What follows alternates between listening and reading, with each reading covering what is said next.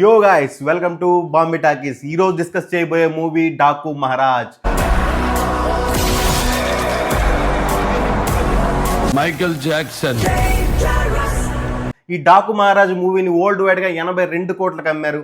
అది ఏపీ తెలంగాణలో అయితే ఈ సినిమాని 68 కోట్లకు అమ్మారు. ముందుగా కథ విషయానికి వస్తే, ఒక స్కూల్ ఓనర్ తన టీ ఎస్టేట్ ను అక్కడ ఉన్న లోకల్ ఎమ్మెల్యేకి లీజ్ గా ఇస్తాడు. సో అప్పటి నుంచి ఎమ్మెల్యే అండ్ అతని తమ్ముడు ఆ బేబీ వైష్ణవ్ని ఎలా అన్నా చంపాలి అని అనుకుంటూ ఉంటారు.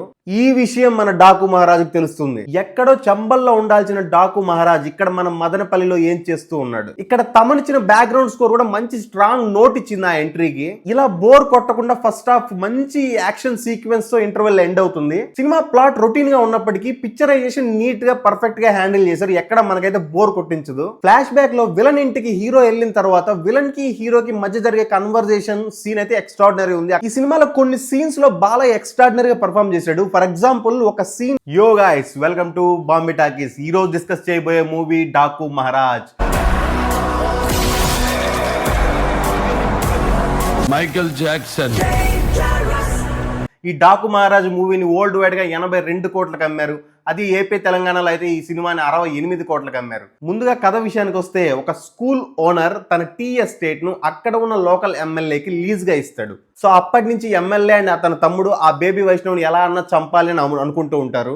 ఈ విషయం మన డాకు మహారాజుకు తెలుస్తుంది. ఎక్కడో చంబల్లో ఉండాల్సిన డాకు మహారాజ్ ఇక్కడ మన మదనపల్లిలో ఏం చేస్తూ ఉన్నాడు. ఇక్కడ తమనిచ్చిన బ్యాక్గ్రౌండ్ స్కోర్ కూడా మంచి స్ట్రాంగ్ నోట్ ఇచ్చింది ఆ ఎంట్రీకి. ఇలా బోర్ కొట్టకుండా ఫస్ట్ హాఫ్ మంచి యాక్షన్ సీక్వెన్స్ తో ఇంటర్వెల్ ఎండ్ అవుతుంది. సినిమా ప్లాట్ రొటీన్ గా ఉన్నప్పటికీ పిక్చరైజేషన్ నీట్ గా పర్ఫెక్ట్ గా హ్యాండిల్ చేశారు. ఎక్కడ మనకైతే బోర్ కొట్టించదు. ఫ్లాష్ బ్యాక్ లో విలన్ ఇంటికి హీరో వెళ్ళిన తర్వాత విలన్ కి హీరోకి మధ్య జరిగే కన్వర్జేషన్ సీన్ అయితే ఎక్స్ట్రాడినరీ ఉంది. ఈ సినిమాలో కొన్ని సీన్స్ లో బాలయ్య ఎక్స్ట్రాడినరీగా పర్ఫామ్ చేశాడు. ఫర్ ఎగ్జాంపుల్ ఒక scene. Yo guys welcome to Bombay Talkies. ఈ రోజు డిస్కస్ చేయబోయే movie Daku Maharaj. Michael Jackson. ఈ డాకు మహారాజ్ మూవీని వరల్డ్ వైడ్ గా 82 కోట్లకు అమ్మారు. అది ఏపీ తెలంగాణలో అయితే ఈ సినిమాని 68 కోట్లకు అమ్మారు. ముందుగా కథ విషయానికి వస్తే, ఒక స్కూల్ ఓనర్ తన టీ ఎస్టేట్ ను అక్కడ ఉన్న లోకల్ ఎమ్మెల్యేకి లీజ్ గా ఇస్తాడు. సో అప్పటి నుంచి ఎమ్మెల్యే అండ్ అతని తమ్ముడు ఆ బేబీ వైష్ణవ్ని ఎలా అన్నా చంపాలి అని అనుకుంటూ ఉంటారు.